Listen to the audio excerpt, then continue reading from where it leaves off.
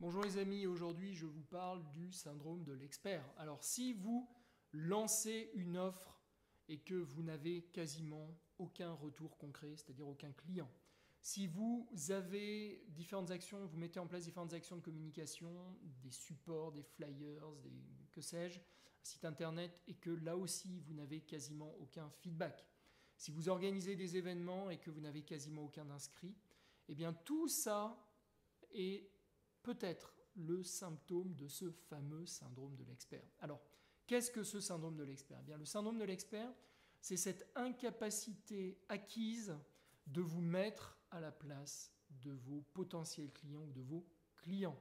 Et c'est très naturel, au fur et à mesure que vous allez bien monter en expertise, que vous allez lire à longueur de journée des ouvrages dans votre domaine d'expertise qui est aussi votre passion, que vous allez vous former, que vous allez, progressivement, vous allez perdre le vocabulaire qui est celui utilisé par votre audience.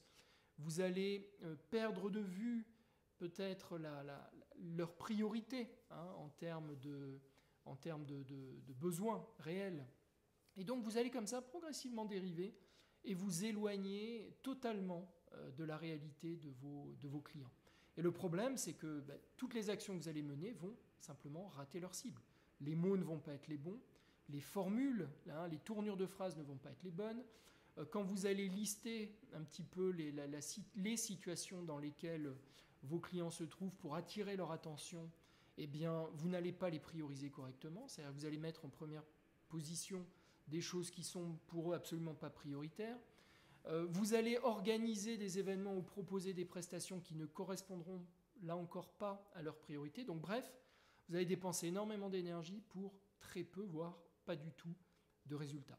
Alors comment est-ce qu'on fait pour compenser cette dérive naturelle, encore une fois, qui est celle de notre montée en expertise? Eh bien, le seul moyen, à ma connaissance, et celui que je recommande aux thérapeutes que je coach, c'est vraiment d'utiliser toutes les opportunités à leur disposition pour discuter et échanger le plus directement possible avec leurs potentiels clients. Et cet échange, encore une fois, doit être le plus direct possible. Donc si vous pouvez les avoir au téléphone, eh bien vous les avez au téléphone. Si vous pouvez les avoir en face de vous, vous les avez en face de vous. Et vous leur posez des questions, et non pas, encore une fois, pour les prendre un petit peu de cette posture haute d'expert et leur expliquer ce dont ils ont besoin. Vous leur posez des questions ouvertes pour les écouter et pour vous imprégner de leurs besoins réels, de leur manière d'en parler, des mots qu'ils utilisent, de leur vocabulaire. Ça, c'est extrêmement important et ça va être une matière que vous allez pouvoir utiliser dans toute votre communication et dans la création de votre offre. Donc ça, c'est la première chose. Multiplier les opportunités d'échange le plus direct possible avec votre audience et vos clients. Le deuxième point, c'est que vous allez prévalider systématiquement tout ce que vous proposez auprès d'un panel de votre audience qui correspond aux clients que vous visez. Donc vous imaginez par exemple un nouvel événement, un nouvel atelier, eh bien vous avez plusieurs idées de titres, vous avez plusieurs idées thématiques, plusieurs idées de programmes pour cet événement, vous les faites valider à votre audience. Voire même mieux, vous leur demandez de créer eux-mêmes ce contenu, d'accord, en étant encore une fois le plus ouvert possible dans vos questionnements, dans vos sondages, dans les questions que vous leur posez. C'est extrêmement important les amis, parce que sinon, croyez-moi, et c'est vraiment des choses que je constate encore et encore en coaching, vous allez avoir énormément de compétences, mais vous allez passer complètement à côté de votre sujet. Et alors, je sais que c'est un exercice qui peut être frustrant, parce que le fait comme ça de se mettre d'une certaine manière, descendre un petit peu de son piédestal et de se mettre un petit peu comme ça au niveau de son audience, ça peut être parfois frustrant, parce que, oui, votre audience a un niveau de maturité sur votre sujet qui est finalement évidemment assez bas. Eux ne sont pas des experts, eux n'ont pas été formés.